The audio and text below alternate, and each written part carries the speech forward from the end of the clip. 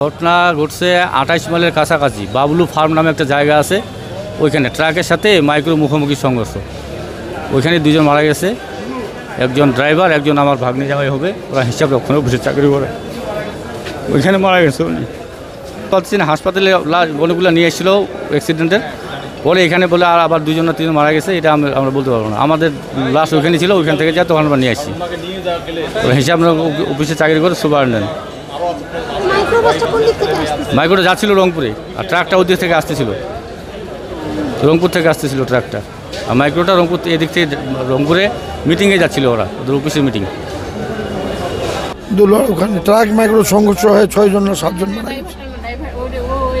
সবাই ওই ট্রেজার অফিসারের সবাই, ওদের ট্রেনিং ছিল রংপুরে। আমার মেয়ের ভাসুর, আমার ছোট মেয়েটার ভাসুর, ওরা সবাই সেন্সলেস হয়ে গেছে। ওনার বউ বাচ্চা সবাই। ওর মেয়েটা আজকে লাস্ট প্র্যাকটিক্যাল পরীক্ষা, কী হবে আল্লাহ জানে।